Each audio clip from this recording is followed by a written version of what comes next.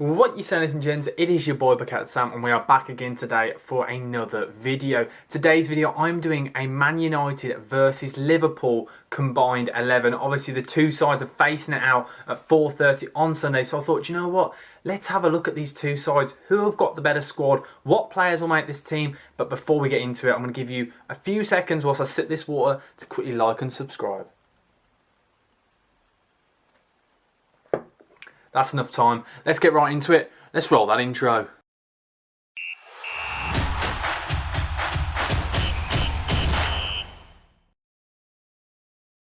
Let's get right into it. So the first position on this team is the goalkeeper.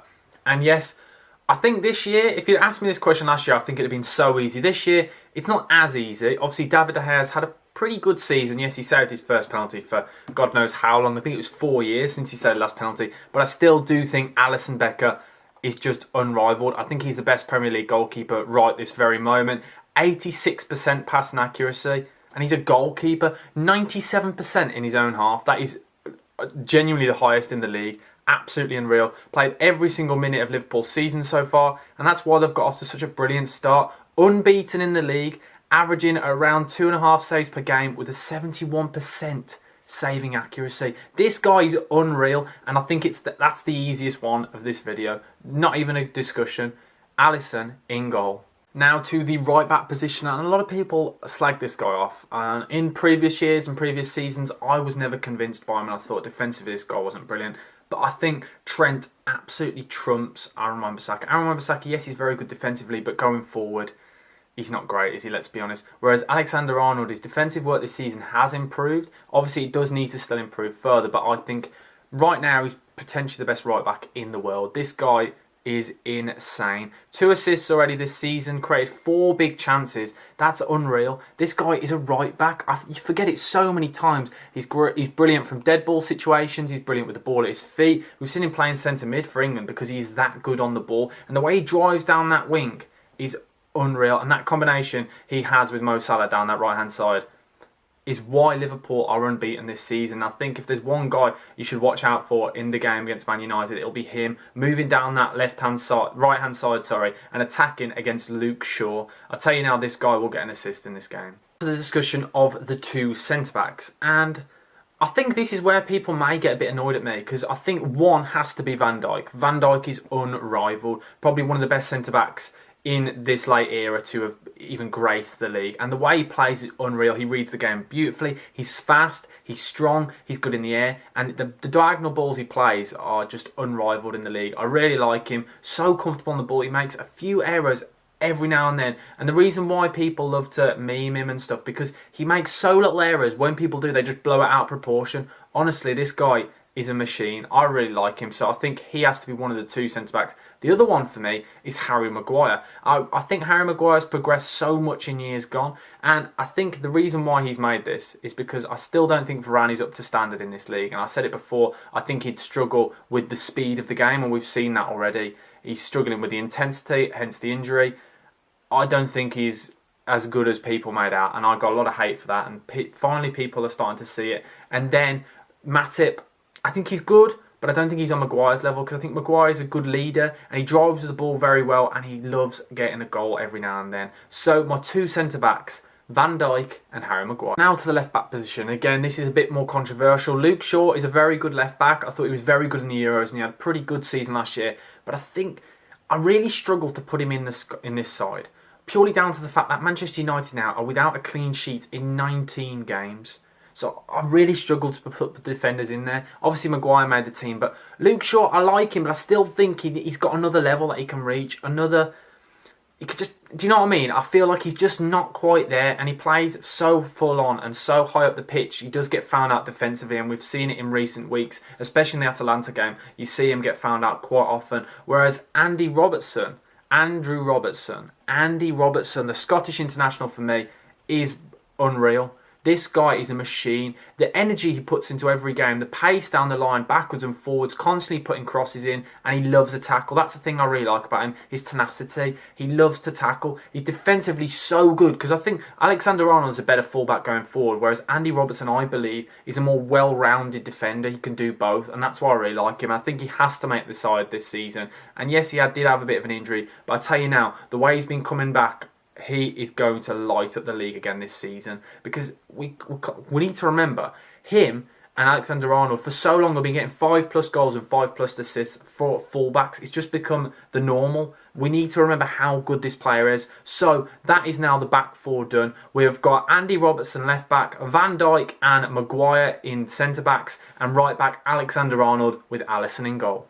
In this, I didn't say this earlier, but I'm playing a 4-3-3 system, and the 3 in the midfield, we're playing a 6, and then 2 kind of box-to-box midfielders, but we're not bothered about the actual positions. But number 6, the holding midfielder, it's not going to be Fred, and it's not going to be McTominay, and it's not Matic. It has to be Fabinho. This guy, I don't think there's even a discussion. This guy is one of the most underrated holding midfielders in the league. He's so neat with his passing. He loves to tackle. I'll tell you this now, 1.5 interceptions per game, 1.2 tackles per game, and over 1 clearances per game. This guy is so good defensively, but not only that, he loves to go forward. He occasionally drives at the ball, and he's brilliant on the ball. For a big lad, he's very good at driving from those deeper positions, and he goes past players. He reads the game well. 89% passing accuracy. It's very good again. You can't really fault him. I think he's one of those players that goes unnoticed because he doesn't have those 10 out of 10 games. He's consistently a 7 out of 10 every week, an 8 out of 10. He just does the job he needs to, moves it on and passes it to more creative players in the sides and let them flourish. The screen he provides for that back four is one of the other reasons why Liverpool are unbeaten this season. So Fabinho has to be the holding midfielder in this combined 11. Now to the 2 centre mids. The first one has to be Bruno Fernandez. And yes, in the past I have slagged him off and said he's a bit of a stat padder, but even then, he's a very, very good player. 27 years old, but you wouldn't think it. The way he plays, the pressing that he does constantly, you would genuinely believe, and this is honestly what I think, that he is 21, 22. But he's got the most successful presses for this Man United side. He loves going forward with the ball. He drives so nicely, drifts past players like they're absolutely nothing. He's got 78 passing accuracy. Jeez, I struggle with that. But you've got to remember that is very high for a number 10, because what he is doing, he's passing in that final third where it's more congested. He's playing those balls that are more difficult. And that's why he's got 4 goals and 2 assists, 6 goal contributions in 8 games. Honestly, he's such a good player. And the thing is, he's missed 2 big chances as well this season. So he could literally have 8 I can't speak today. 8 goal contributions in 8 games. I really like him as a player. I've slagged him off in the past, but he has to make this combined 11. So now to this next centre mid is the one that I really struggled on, because there's a lot of players here who could be in the mix. We've got Jordan Henderson, we've got Thiago, and we have got Paul Pogba. Also, Curtis Jones had a very good season, and potentially if Harvey Elliott wasn't injured, if the way he was playing, if he'd have carried that on, he definitely would have made that midfield. But it pains me to say this, because in the past I've said this guy isn't consistent enough. I really like him as a player. In moments, I think he can be absolutely unreal, but then he drifts in and out of games. It has got to be Paul Pogba. Yes, we don't see it enough, but what we see, for me, is enough to make this combined 11. So he's played 8 games. He has got no goals, but 7 assists. 7 assists, that is unreal. He's so nice on the ball, very, very creative. And there's one thing actually that I heard a stat mentioned on TalkSport yesterday, that a lot of people say he's lazy. Well, he has the second most attempted presses for this Man United side. That, considering when you think about that, that's a lot. He's a player who kind of goes unnoticed, and he gets a lot of hate for obviously a lot of the off-field antics that goes on. But overall, we all know he's a brilliant player. We know it's in there. We just want to see it more consistently. So he has to make the team for me. So now that is the midfield 3 done. We've got Fabinho in the number 6, and then we have got Bruno Fernandez and Paul Pogba in those 2 central midfielders. Now let's get on to the front 3. Now to the right wing position. We all know who this is going to be. It is right now the most informed player in the world. This guy is unreal. Mohamed Salah, the Egyptian GOAT, is unreal. That left foot of his is an absolute wand. 8 games played, 7 goals and 4 assists, 11 goal contributions in 8 games.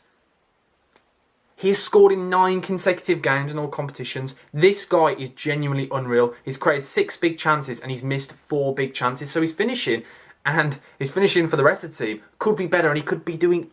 Honestly, could you imagine it? The levels and the standard he has set himself. And I think the reason why he gets a lot of hate and a lot of people are saying he's not actually that good is because he is so consistent with the fact that he puts the ball in the back of the net. Yes, sometimes his touch is maybe off. Yes, he might not go round players as attractively as you want, but he beats the man. He has pace and he can finish. He knows where the goal is. He is an unreal inside forward. He's not really a winger. And that left foot, he kind of reminds me of Ian Robben slightly, with the fact that you all know he's always going to cut back onto that left foot, but you just physically can't stop him because he is so good at it. So Mo Salah, and I will not let anyone discuss, this is not a discussion, Mo Salah definitely on that right wing / inside forward position. Now to the other side, the left wing / left inside forward position. We've got a few for Manchester United that people could have mentioned. Jadon Sancho could have got there. Mason Greenwood has had a very good season. Martial, I nearly just said then. Rashford, they're all good, but I think it's got to be Sadio Mane. But for me, I think he is unreal. Yes, this season we've seen he's been a bit selfish, but I kind of like it because before he was very good and he'd miss a lot of big chances. But this season he's kind of got a bit of a nasty side to him, a bit of aggression that I really like. He gives away a lot of fouls, but I kind of like that. You show how his determination, that grit, that tenacity that you want in an inside forward kind of thing. And he's going to rough up defenders. 8 games. 5 goals. That is unreal when you think about it from an inside forward / winger. And the reason why I think he goes unnoticed and is underrated is because the guy on the other side of him, Mohamed Salah, is so good. But 5 goals in 8 games is very, very good. He has missed 4 big chances. So if he increased that finishing, we'd potentially saying him and Salah are the 2 best players in the league. I do think, again, he has got another level, but I think he will step up as the season goes on. He seemed a little bit frustrated in weeks gone by.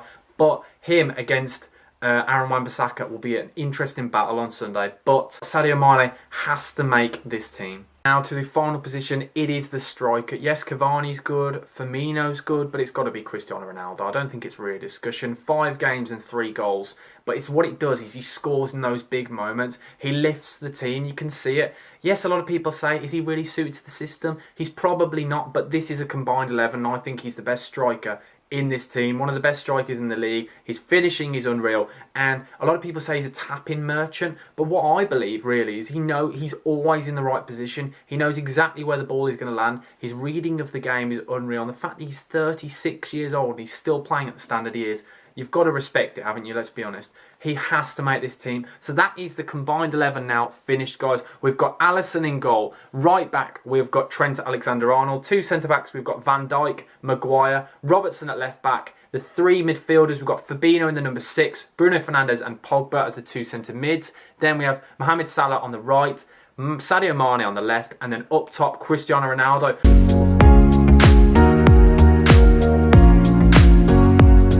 So let me know, guys, if you disagree with anything, let me know in the comment section below. And if you haven't already, please smash that like button and subscribe. Thank you for watching, guys. More videos will be coming your way. I cannot speak. I'm trying to do an intro here. This is awful. Let me try again. More videos will be coming your way soon. But yes, thank you for watching, guys. Bucket Sam over and out. Thank you. Goodbye.